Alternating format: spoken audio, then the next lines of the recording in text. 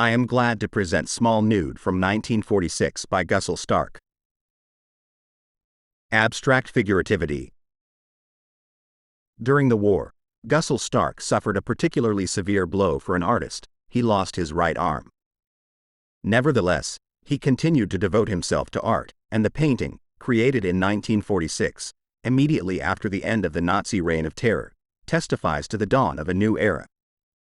At the same time, the work is a rare example of the artist's early figurative work, as Stark turned entirely to abstract painting as early as 1950. And even this painting is by no means purely figurative. Rather, it already illustrates Stark's turn toward abstraction. We see a female nude, but one that remains faceless. This can be read symbolically and in relation to the immediate past epoch, which, in the face of horrors, silences and blinds, literally renders faceless. In this sense, the figure is positioned to look back. But she does not look. While this meaning may resonate and make the painting an important work of the immediate post-war period, Gustl Stark is primarily concerned with something else here, namely art itself. The absence of the face leads to the body becoming something flat. Due to the de-individualization, we do not see a concrete person with his individual features, but a body surface. And indeed, the body is constructed through an extremely planar design.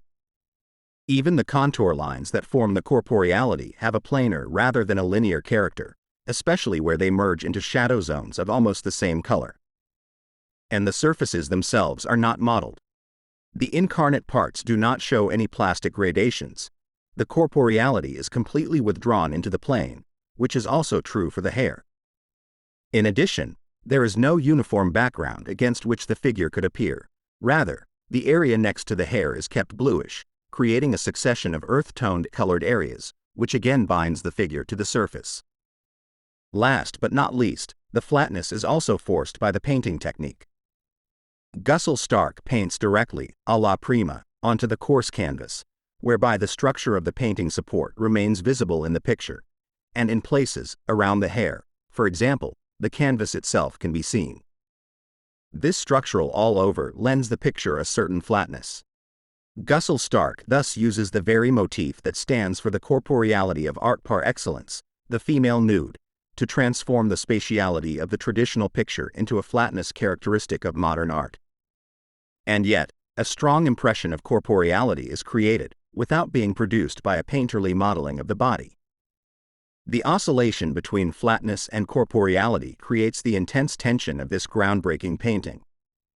In Gustl Stark's oeuvre, as a consequence of the abstraction we see here, the figurative is completely stripped away in a further step, which is also a loss when looking at this early key work.